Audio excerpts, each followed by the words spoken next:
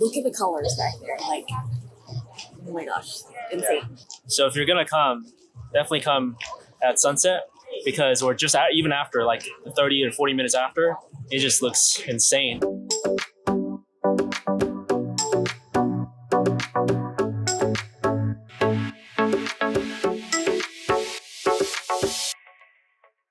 Good morning and welcome back to our first day here in Paris. We're starting out today in front of this bakery where we just got a croissant, and we've already eaten half of it because we recorded this segment and realized the audio didn't work. We're going to be exploring the Marais today for most of the day. We're gonna probably get some falafel and just explore all the little cool shops and stuff around that district. So it's like a historic district. And we also rode our Lime scooters here this morning, which took about 20 minutes. And Melissa is not a huge fan of riding the Lime scooters, but it's a really convenient way to get around. Not here in Paris. So. Yeah, Paris is a little chaotic with all the traffic and everything. You know that this is a really good croissant because of all the different layers.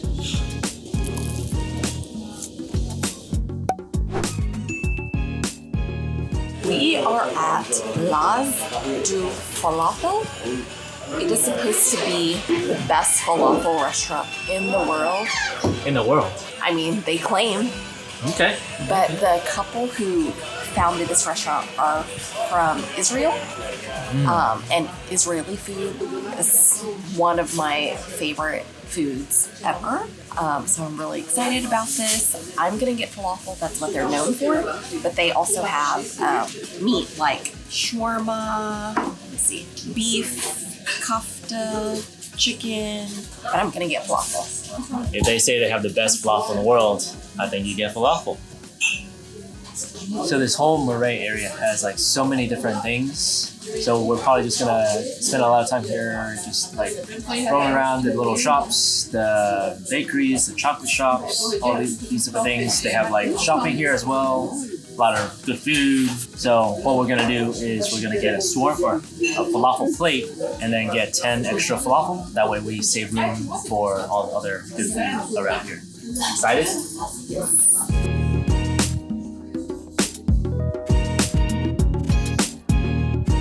I don't know if I would say that it's the best falafel in the world. I eat a lot of falafel, but it's very good. Accompaniments are also very good, like the hummus and the cabbage and whatever sauce this is amazing. I think when it's all in a pita, all the flavors kind of meld together. Right now it's all separate, so you kind of have to make the flavors there.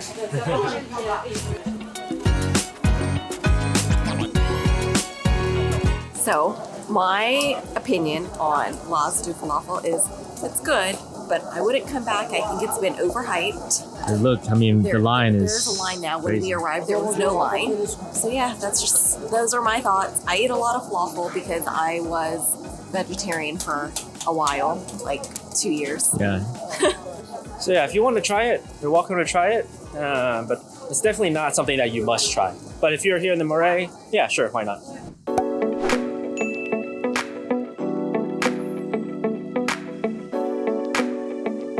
So in the Marais, they have like 1 or 2 really large shopping streets, which we're walking on right now. And Melissa already found one of her favorite stores, which is what? Muji. And there's a Uniqlo down the street as well, I think.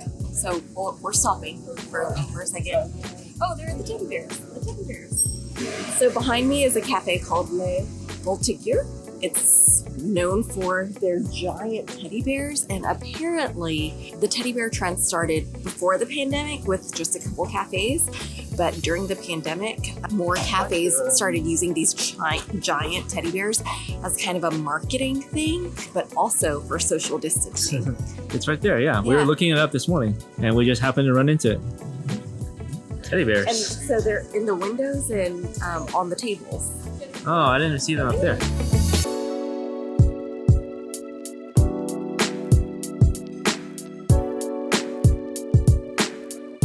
So the question is, do you want to sit? Yeah, just take pictures. Poor teddy bear. They have 1, 2, 3. They have 8 teddy bears.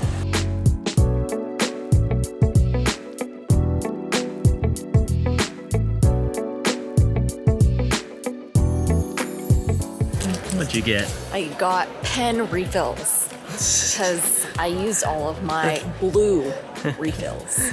That's a very interesting thing to get in Paris. I like pens. Well, that's a really cool Uniqlo actually.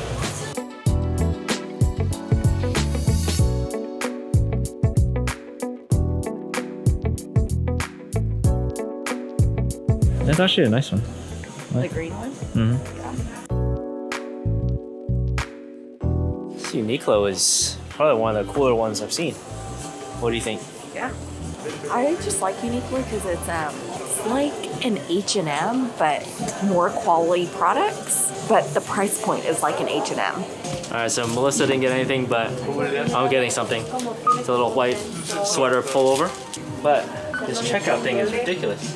Start, and then no, I'm not an app member. I was trying to figure out how to scan this thing. And so, you know, traditionally you take the UPC code, and I was trying to scan it right here, and it wouldn't work. So Melissa was like, just drop it in the bin. And I didn't believe it was gonna work, but look, I literally... Okay, it says 0 now. I'm literally not doing anything.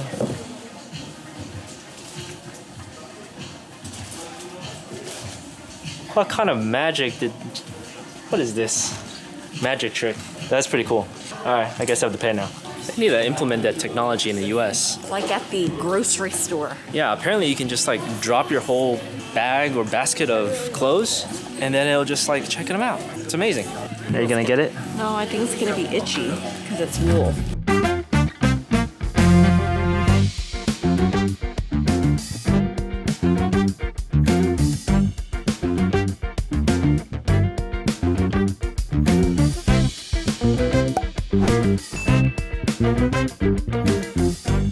So at the end of the main shopping street is the main plaza. Apparently this is where one of the French kings lived before he then moved back to the Louvre. It's just all these locals who are enjoying their like lunch break on the little grass areas right here. Definitely not a touristy place. A lot of locals come here as well. Just locals, yeah. Yeah, but it's pretty cool. It's a really nice little area, and the weather today is amazing. So I can see why people are just out and about.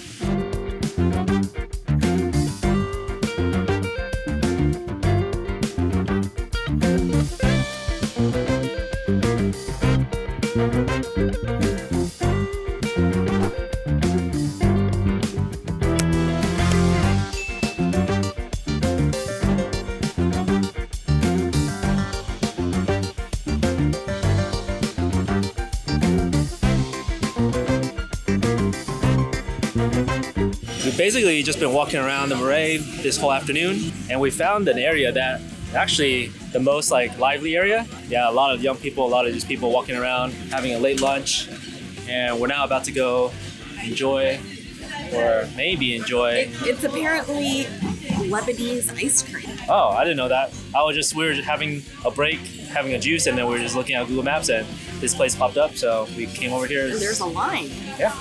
So.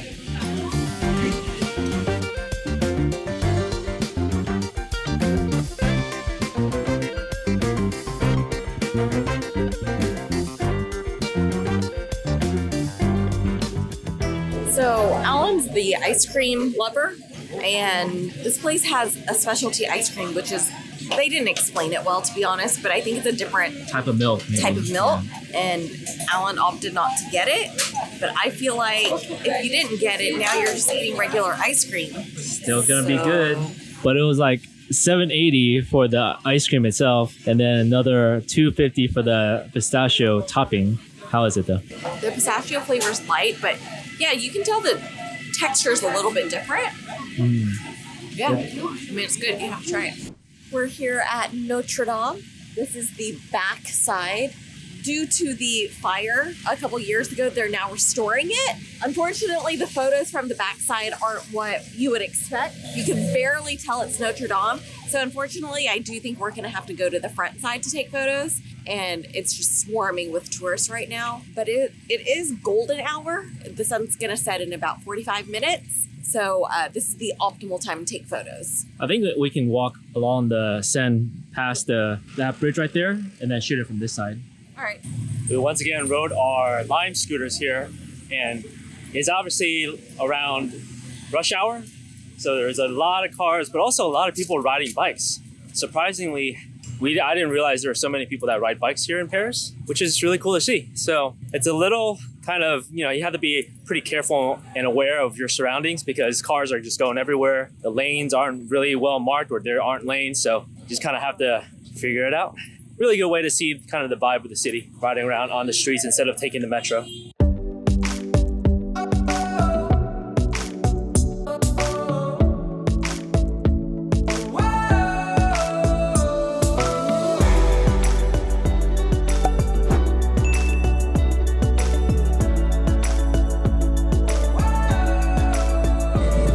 Notre-Dame is a Gothic cathedral that caught on fire a couple years ago. You used to be able to go inside, but now you can't. It used to have taller spires, and that's what caught on fire and had to come down. And that is all I know. It's pretty good. Actually, there's not as many tourists in front of Notre-Dame as I thought. So we were able to get some good photos over there. So definitely a good place to come in the evening. The caveat is that we're here, one, during a pandemic. True. Where it's not that easy to get into France. A lot of people don't want to mess with the whole vaccine passport thing. Yeah. And two, it's not peak season anymore. It's shoulder season. So shoulder season is when we recommend traveling anywhere. Yeah, true.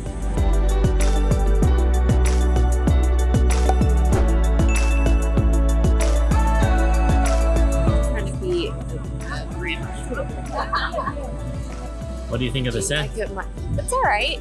I mean, I think it's very romanticized, but it's a little dirty feeling to me. Especially down there. Yeah. Also very impressed at how many people are actually walking around, all locals. They're just walking around. I don't know whether they're getting off work or going to dinner, or I'm not quite sure, but it's really nice to see. We really like cities where people are like walk around instead of take cars. So obviously from Houston, we drive everywhere. So it's a nice change of scenery.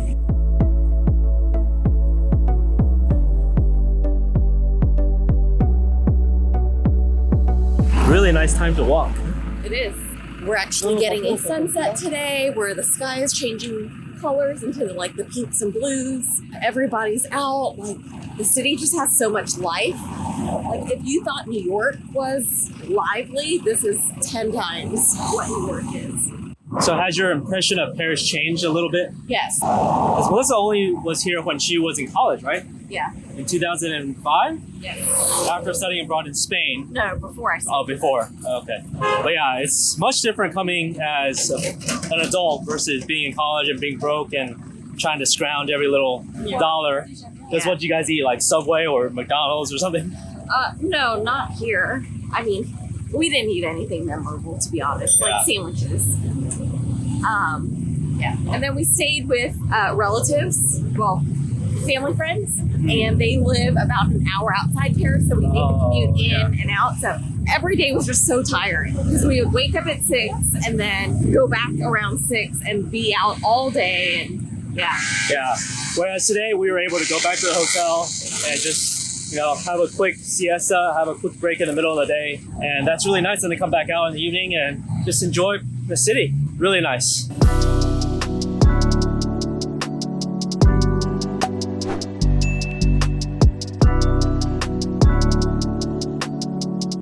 So we now reached the Pont des Arts, which is also previously known as the Love Bridge, where people put locks on the bridge.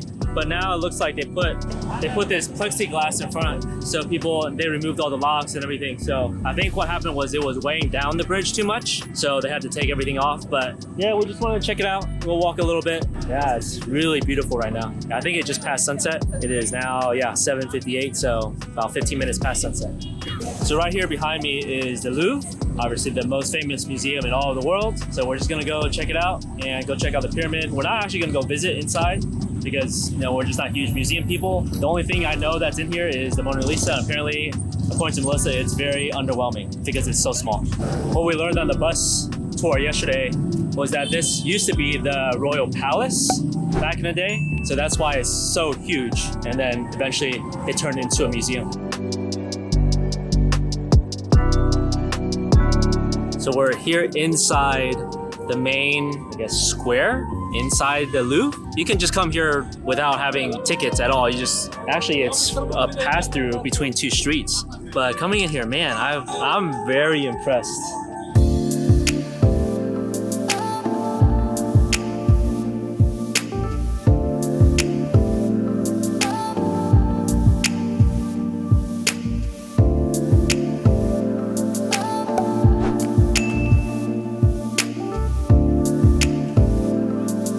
I think you guys can figure out where we are right now. Trying to be serious over here. Melissa making all the jokes. The Louvre. This was the one thing I wanted to see when we were planning on coming to Paris. I don't know why. It's like the iconic, I guess it's just like the iconic thing in Paris. I didn't want to go inside the Louvre, but I definitely wanted to come see the glass pyramid outside. And it certainly hasn't been a letdown. Yeah, it's especially the fact that we came at sunset and it just... Look at the colors back there, like, oh my gosh, insane. Yeah. So if you're gonna come, definitely come at sunset because we're just even after, like 30 or 40 minutes after, it just looks insane. And there's not very many people here. There's like these skateboarders and stuff that are doing like some flash mob practice, it looks like. I don't know. Roller skaters. Yeah, roller skaters.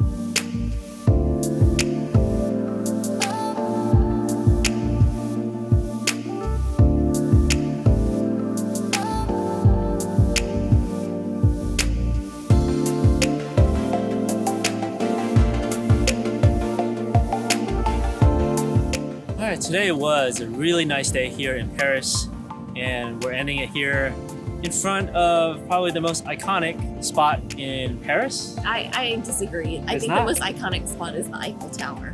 The second most iconic spot. I don't know, I like this a lot, actually. This is cool, especially at night.